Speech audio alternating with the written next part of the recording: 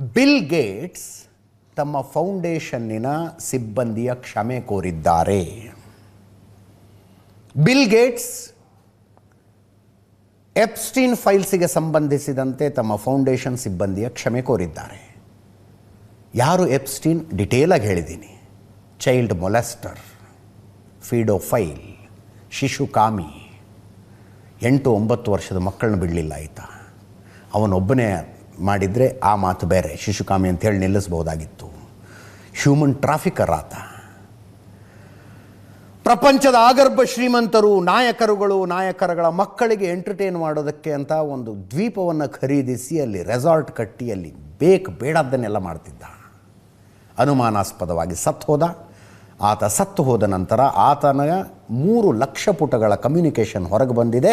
ಅದರಲ್ಲಿ ಅನೇಕರ ಹೆಸರುಗಳಿದ್ದಾವೆ. ಬಿಲ್ ಗೇಟ್ಸ್ದು ಒಂದು. ಬಿಲ್ ಗೇಟ್ಸ್ ಎಪ್ಸ್ಟೀನ್ ಜೊತೆಗಿರುವಂಥ ಫೋಟೋಗಳ ಸರಣಿಗಳಿದ್ದಾವೆ. ಈಗ ಕ್ಷಮೆ ಕೋರಿರೋದು ಎಪ್ಸ್ಟೀನ್ನಿಂದ ನಾನು ತೆಗೆದುಕೊಳ್ಳಬಾರದ ಸೇವೆ ತಗೊಂಡಿದ್ದೆ ಅಂತಲ್ಲ. ಅಂಥದ್ದು ಏನೂ ಮಾಡಿಲ್ಲ ನಾನು. ಎಪ್ಸ್ಟೀನ್ ಜೊತೆ ಸಂಪರ್ಕದಲ್ಲಿದ್ದವರು ಯಾರೂ ನನ್ನ ಜೊತೆ ಸಂಬಂಧದಲ್ಲಿ ಇರಲಿಲ್ಲ. ಆದರೆ 2 ರಷ್ಯನ್ನರ ಜೊತೆ ನಾನು ಸಂಬಂಧದಲ್ಲಿದ್ದೆ ಅಂತ. ರಷ್ಯಾದ ಮಹಿಳೆಯರೊಂದಿಗೆ 2 ಸಂಬಂಧಗಳಿದ್ದಾವೆ. ಆದರೆ ಆ ಮಹಿಳೆಯರು ಎಪ್ಸ್ಟೀನಿನ ವಿಕ್ಟಿಮ್ ಆಗಿರಲಿಲ್ಲ. ನಾನು ತಪ್ಪು ಮಾಡಿದೆ, ಆದರೆ ಅಕ್ರಮವಾಗಿ ಏನನ್ನೂ ಮಾಡಿಲ್ಲ.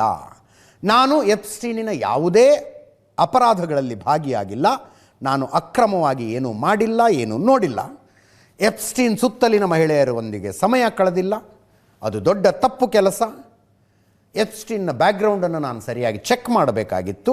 ನಾನು ಮಾಡಿದ ತಪ್ಪಿಗೆ ಇಲ್ಲಿ ಕ್ಷಮೆ ಯಾಚಿಸುತ್ತೇನೆ ಅಂತ ಬಿಲ್ ಗೇಟ್ಸು ತಮ್ಮ ಫೌಂಡೇಶನ್ನಿನ ಸಿಬ್ಬಂದಿಗೆ ಸ್ಟೇಟ್ಮೆಂಟ್ ರಿಲೀಸ್ ಮಾಡಿದ್ದಾರೆ. ಇದರೊಂದಿಗೆ ಇವತ್ತಿನ ನ್ಯೂಸ್ ಅವರ್ ಮುಗಿಸ್ತಾ ಇದ್ದೀನಿ. ನೇರ ದಿಟ್ಟ ನಿರಂತರ ಸುದ್ದಿಗಾಗಿ ನೋಡ್ತಾ ಇರಿ ಏಷ್ಯಾನೆಟ್ ಸುವರ್ಣ ನ್ಯೂಸ್.